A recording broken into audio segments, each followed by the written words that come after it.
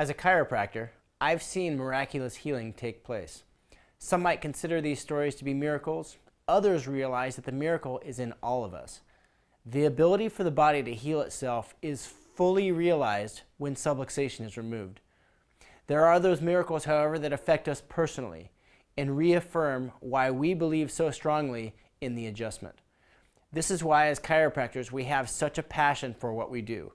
And with your help, we want to tell the world the story of chiropractic. Dr. Gilles Lamarche has just such a story involving his son Christopher, but he's the one that should share it, not I. So let me introduce Dr. Gilles Lamarche.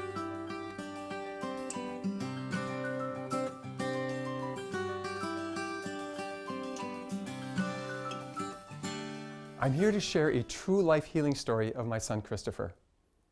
I'd like you to reflect on where you might have been on July 1st, 1999. Oh, most of you are saying, Gilles, that's crazy. I can't remember what I had for lunch yesterday. How could I remember where I was on July 1st, 1999? For me, that's a very significant date. It's the date that Christopher and I and his friend Matthew were at our lake house. And it was, the night was running on and I was tired. I wanted to go to sleep. And so I basically told the boys the rules. Make sure you put the fire out, stay off the lake, etc. What a good parent would do. And I went to bed.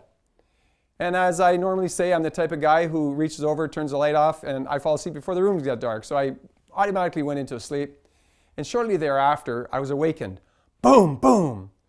And I woke up just long enough to say, oh my gosh, they must have taken some of the fireworks for tomorrow's Canada Day party. And I went right back to sleep. As my neighbor would later tell me, about 20 seconds later, there was a third boom. And it's not the boom that woke me up, but it was the sound of my son's voice screaming, help, I can't see. You got the picture? That's the picture that I got. And I jumped out of bed and I ran to the lakefront, 88 steps from the top down to the bottom, to see Christopher standing there just frozen with flames still coming off his face. I grabbed him by the seat of his pants and the scruff of his neck. I dumped him in the water. How a little guy like me does that, I don't know, but that's what I did.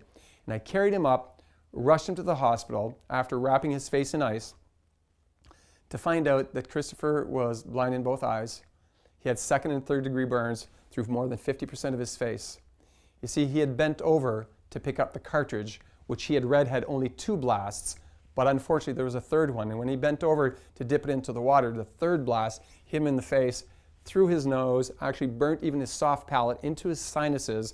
No eyelashes left, no eyebrows left, and his nose crispy black, like a hot dog that you might have cooked on a campfire. What Christopher asked for when I first got to the hospital was 3 things. First, he asked for his brother and sister, obviously good support. Next, he asked for a shot of Demerol. He didn't call it Demerol, but he just said, hey, Daddy, can you ask them to give me what they gave me when they fixed my fractured arm that I broke last winter? He'd broken his arm playing hockey. My children were raised in a chiropractic lifestyle. My kids had never had a needle, lotion, or potion put into their body. But let me tell you, when you need something to kill the pain, Demerol works, and I authorize that.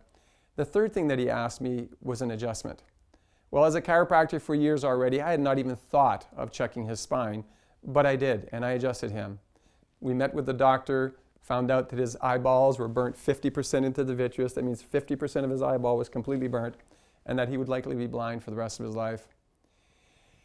In making that discussion with the doctor, I said, what do we do next? And so we decided to fly him to Toronto, went to 6 Children's Hospital, and saw 2 ophthalmologists, saw 3 plastic surgeons to find out that he would likely be blind in both eyes for the rest of his life.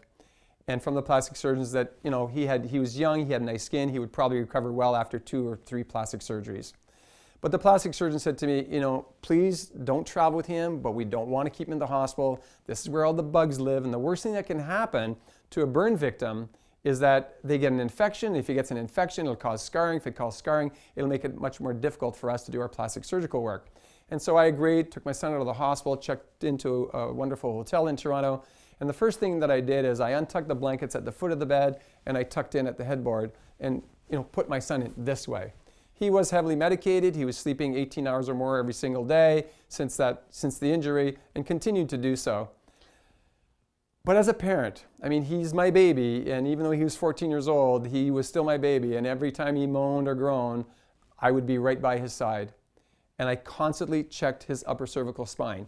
The first bone, right below the skull, where the spinal cord exits or the brainstem exits and becomes a spinal cord, because I knew that if we could keep that area free, it was more likely that his immune system would work well and it would make his surgeries a lot easier. On Wednesday, he wakes up and he says to me, "Dad, are you wearing a blue shirt?" And I was. I said, "Why?" He said, "Well, because before, every time I opened my eyes, it was just black. And now there seems to be color and it looks like blue." And what's interesting is that night, he actually watched a movie and could tell me everything he saw on the screen. Not what he heard, everything he saw on the screen.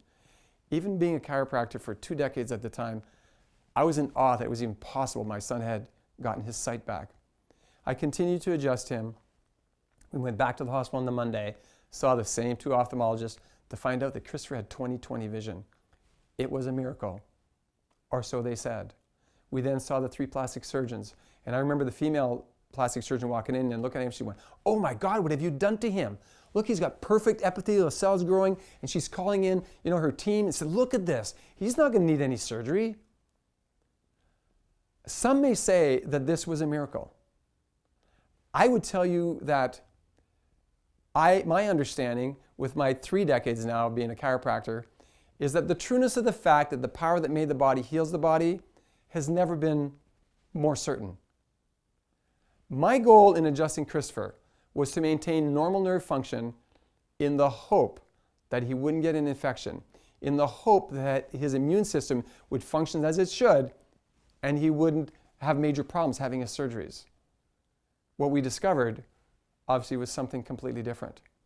And so I would tell you that even though I have a belief in, a greater spirit, I have a belief in God, I would tell you that this is not a miracle.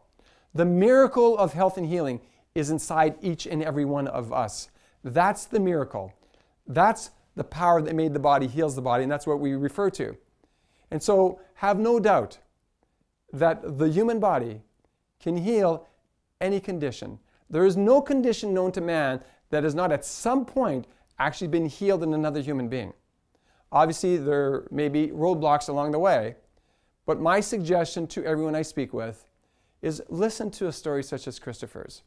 Make a decision to make sure that you have your spine checked on a regular basis, that it functions at its optimum, so that your nervous system can function the way it was meant to function, and health and healing takes place. This is a true story.